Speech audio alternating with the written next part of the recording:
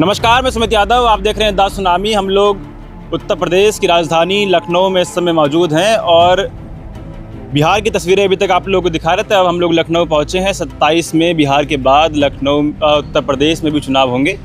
यहाँ की भी सियासत गर्म है और अभी हाल ही में कुछ दिन पहले गोसाईगंज विधानसभा से लौटन राम निषाद प्रभारी बनाए गए।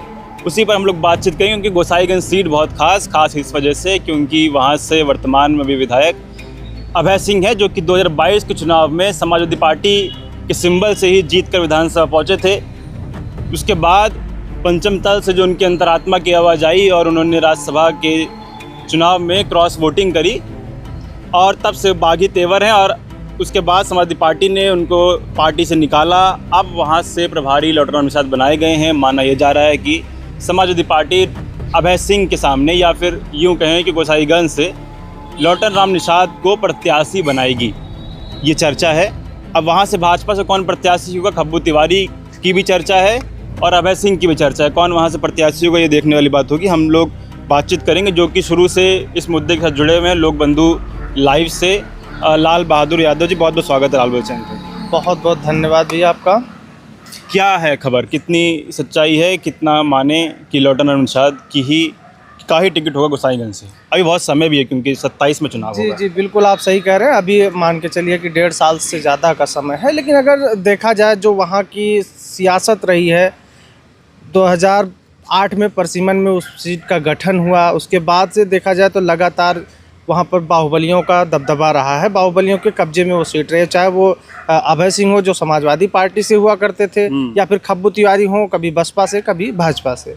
2022 के चुनाव में फिलहाल उनकी पत्नी वहाँ से लड़ी थी, लेकिन जो है वो परिवार तो वही था। मतलब एक तरीके से कह लिया जाए तो वहाँ पर एक लड़ाई जो वर्चस्व की हुआ करती थी, वो राजनीति अब कहीं ना कहीं समाजवादी पार्टी के राष्ट्रीय अध्यक्ष अखिलेश यादव जी ने उसको बहुत करीब से, उस सीट को बहुत गहनता से उन्होंने अध्ययन किया है। जो उन्होंने फैसला लिया है उससे ये साफ दिखता है कि उन्होंने उसका बहुत गहन अध्ययन किया है और अध्ययन करने के बाद उन्होंने ऐसा फैसला लिया है। जैसे कि कहा जाता है कि भाई अभय सिंह विधायक हुआ करते थे, वहाँ पे अभी भी मौजूदा विधायक ही हैं, उसके पहले वहाँ खब्बू तिवारी हुआ करते थे। तो कहा जाए तो वो सवर्णों की दबदबे वाली सीट रही है। सवर्णों के साथ साथ वो सीट जो है धनबल और बाहुबल भी, खब्बू तिवारी के पास भी धनबल भी है, बाहुबल भी है। वही कहानी अभय सिंह के साथ भी है, धनबल भी है, बाहुबल भी है। लौटन राम निषाद माने जाते हैं मिडिल क्लास फैमिली से आते हैं, कमज़ोर, धनबल से खास तौर से देखा कमज़ोर हैं, तो मुकाबला कैसे कर पाएंगे? देखिए, मैं उसके लिए आपको बताऊंगा। उसके लिए आपको 2012 के चुनाव के पहले जाना पड़ेगा, क्योंकि गोसाईगंज का कुछ हिस्सा पहले वो बीकापुर विधानसभा हुआ करती थी, वहाँ से हुआ करता था। और वहाँ पर अगर देखा जाए तो सबसे पहले परशुराम यादव जी वहाँ से विधायक हुए समाजवादी पार्टी के। उसके बाद सीताराम निषाद जो है निषाद समाज के ही वहाँ पर कैंडिडेट, वहाँ पे विधायक हुए हैं। तो ऐसा नहीं है, वो तो 2012 के बाद। और फिर बात की जाती है कि चाहे वो अभय सिंह हो चाहे खब्बू तिवारी, दोनों लोग कहीं ना कहीं समाजवादी पार्टी के ही एक राजनीतिक अखाड़े से निकले हुए हैं। उनको वहाँ पर बनाने वाले, चाहे वो नेताजी उन्होंने वहाँ पे आशीर्वाद दिया या फिर अखिलेश यादव जी ने वहाँ से अभय सिंह को लड़ाया चुनाव, तो कहीं इसको नहीं कहा जा सकता कि वहाँ पर जो है धनबल और बाहुबल बहुत ज़्यादा मायने नहीं रखता है। अब की बार जो चुनाव दिखाई दे रहा है और जो वहाँ की जनता अभी बोल रही, जो अभी आप हमारे चैनल पे भी देखेंगे तो वहाँ पर जो जनता का मानना है वो कहीं ना कहीं ये दिख रहा है कि जनता को अपने परिवेश का एक प्रत्याशी मिला। लौटन राम जी के पास है क्या? एक जमीनी कार्यकर्ता हैं, अम्बेडकरवादी विचारधारा के हैं और मुखर होकर बोलते हैं। तमाम जो चाहे देश में किसी भी कोने में घटनाएं होती, किसी भी जात बिरादरी धर्म के साथ हो, तो सब पर प्रखर रूप से बोलते हैं और मुखर होकर आवाज़ उठाते हैं।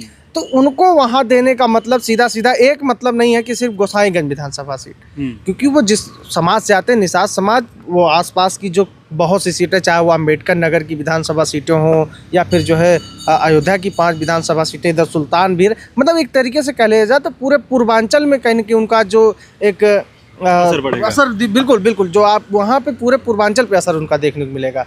उनकी विचारधारा से लोग, बहुत से लोग ऐसे हैं जो उनके विचारधारा से व्यक्तिगत रूप से उनसे जुड़े तो हुए हैं। जो वोट निषाद समाज का संजय निषाद की तरफ जाता था हमारे पूर्वांचल में, वो लौटन निषाद के चुनाव लड़ने से समाजवादी पार्टी की तरफ आएगा। अच्छा, आपने देखा होगा अभी गोसाईगंज विधानसभा सीट पर जब इसके पहले खब्बू तिवारी भाजपा का नाम था थे, तो वो अपना दल से, तो ये आप बताइए, उसके बगल में कटहरी निषाद समाज के निषाद पार्टी की कैंडिडेट वहाँ पर अवधेश प्रसाद द्विवेदी लड़ते थे। तो अगर वहाँ पर संजय निषाद का असर होता तो गोसाईगंज पे असर नहीं पड़ता। भाई पहले भी तो चुनाव हो चुके हैं, आज के पहले से भी तो वहाँ पर संजय निषाद का असर होना चाहिए था। हाँ, एक फैक्टर वहाँ पर जो सबसे मजबूत है कि कहा जाता है कि वहाँ पर जो निषाद मतदाता है वो अपनी जो बिरादरी पा गया है, उसके वजह से वो पूरा लामबंद दिखाई दे रहा है। और यहाँ तक कि उनकी विचारधारा से प्रेरित एससी समाज के लोग भी उनसे जुड़ रहे हैं। जो कैडर वोट है, अगर कहा जाए अम्बेडकरवादी विचारधारा के जो एससी वोट भी हैं, वो भी डाइवर्ट हो रहे हैं, बसपा में नहीं जाएंगे। मिल रहा है। बसपा वहाँ पे ठीक लड़ाई में, आप 2-3 चुनाव पहले का देखिए ना, 2012 के चुनाव में भी कहीं नहीं थी। 2012 के चुनाव में तो फिलहाल खब्बू तिवारी वहीं से लड़े थे। 2017 के चुनाव में भाजपा निषाद पार्टी के अपना दल के उस पे आए। उसके बाद 22 के चुनाव में भी अपने दल के हिसाब से कैंडिडेट ही थे। बस अहमद समाज भारतीय जनता पार्टी का था, लेकिन वो खाते में सीट वो अपना दल के थी, इसलिए तो वहाँ पर उसका असर नहीं है। और अभी आपने देखा होगा जिस तरीके से हालिया बयान संजय निषाद जी के भी आ रहे हैं, बगावती सुर कहीं ना कहीं वो छेड़ रहे हैं, तो अभी उनका खुद ही कोई भरोसा नहीं है कि वो समाजवादी पार्टी किसके साथ समाजवादी पार्टी के साथ आएंगे या किसी और के साथ जाएंगे। अभी उनका भारतीय जनता पार्टी के साथ रहेंगे या नहीं रहेंगे ये तय नहीं है। भाजपा इस बार किस पर भरोसा करेगी गोसाईगंज में, क्या लग रहा है आपको, खब्बू तिवारी या फिर अभय सिंह? अब देखा जाए, अगर जिस तरीके से वहाँ के जातीय अगर समीकरण को आप देखते हैं तो ब्राह्मण वोट ज़्यादा है, और खब्बू तिवारी कहीं ना कहीं देखा जाए तो पहले पूर्व विधायक भी रह चुके हैं भारतीय जनता पार्टी के ही, लेकिन अभय सिंह सिटिंग एमएलए रहे। अब सिटिंग एमएलए का मतलब यह है कि 2012 में तो भी वो सिटिंग एमएलए थे, 17 में चुनाव हार गए ना, तो अब 2000 आपके साथ 27 सामने है, और जिस तरीके से अभी पीडीए की राजनीति चल रही है, और जिस तरीके से वहाँ पर एक तरीके से उनका अच्छा, एक सबसे बड़ी बात यह है कि खब्बू तिवारी अगर वहाँ से लड़ते हैं गोसाईगंज से, तो उनका प्रभाव अम्बेडकर नगर पे भी है, और अयोध्या की 5 विधानसभा सीटों पर उनका प्रभाव, बड़े चेहरा ब्राह्मणों के माने जाते हैं खब्बू, तो इसमें कोई डाउट नहीं है।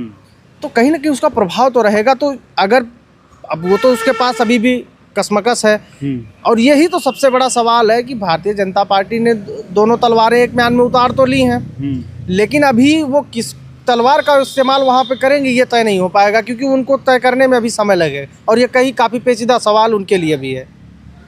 अगर जातीय समीकरण के मानेंगे तो खब्बू तिवारी के समाज के वोट वहाँ पर ज़्यादा है, और वो पूर्व विधायक भी रह चुके हैं। हालांकि वो 2017 में, वो 2022 में वो जेल में थे, उनकी पत्नी लड़ी थी। अखिलेश जी लगातार एक पीडीए नीति की अपनी बात कर रहे हैं। पीडीए फॉर्मूले के तहत उन्होंने 2024 के लोकसभा चुनाव में भी टिकट वितरण उस हिसाब से किया, उसके नतीजे भी फिर दिखाई दिए। क्या उसी हिसाब से लग रहा है इस बार 2027 के चुनाव में, विधानसभा के चुनाव में भी वो देखने को मिलेगा?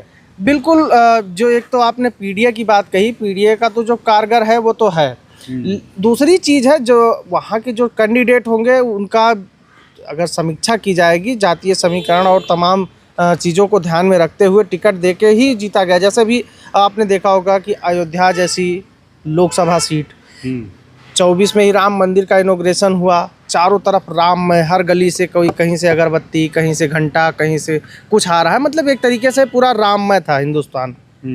लेकिन फिर भी वहाँ पर सामान्य सीट पर, जहाँ से लल्लू सिंह 2 बार सांसद हो चुके थे, उन्होंने एक एससी कैंडिडेट को वहाँ पे उतारा।